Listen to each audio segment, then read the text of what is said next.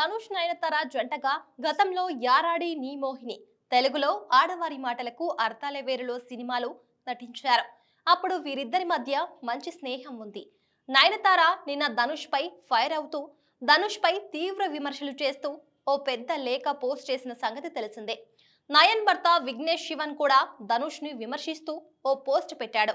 Nayanthara life పై Netflix లో ఓ documentary తీశారు.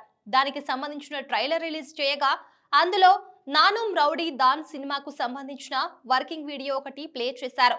దానికి నిర్మాత ధనుష్ కావడంతో తన అనుమతి లేకుండా అప్లై చేశారని, నయనతారకు 10 కోట్ల రూపాయలు కట్టమని లీగల్ నోటీసులు పంపించారు.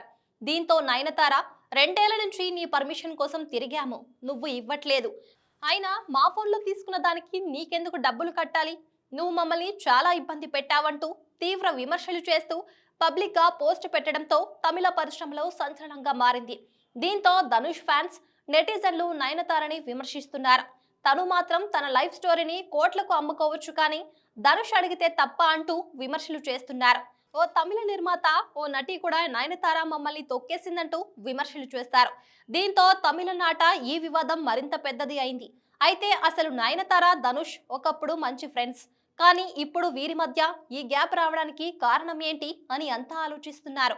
ధనుష్ నయనతార జంటగా గతంలో యారాడి నీ మోహిని, తెలుగులో ఆడవారి మాటలకు అర్థాలే వేరులో సినిమాలో నటించారు.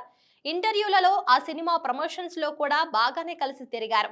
ఆ తర్వాత ధనుష్ నిర్మాతగా, విఘ్నేష్ శివన్ దర్శకత్వంలో ఆగిపోయిన సినిమాను తీసుకొని నయనతార విజయ్ సేతుపతి జంటగా నానుం రౌడీ దాన్, తెలుగులో నేను రౌడీనే సినిమాను మొదలుపెట్టారు. అయితే ఈ సినిమాకు ముందు అనుకున్నది 6 కోట్ల బడ్జెట్ అయినా చివరికి వచ్చేసరికి ఆల్మోస్ట్ 16 కోట్లు అయిందట. అంతేకాక ఈ సినిమా షూటింగ్ చాలా లేట్ అయిందట. ఈ విషయంలో ధనుష్ నిరాశ చెందాడు. ధనుష్ అనుకున్న దానికంటే తక్కువ రేటుకే ఈ సినిమా అమ్మేయడంతో సినిమా హిట్ అయినా ధనుష్ కు పెద్దగా ప్రాఫిట్ రాలేదు. విఘ్నేష్ పై ధనుష్ కి కోపం వచ్చిందని, తిట్టాడని కూడా అప్పట్లో తమిళ సినీ పరిశ్రమలో వినిపించింది.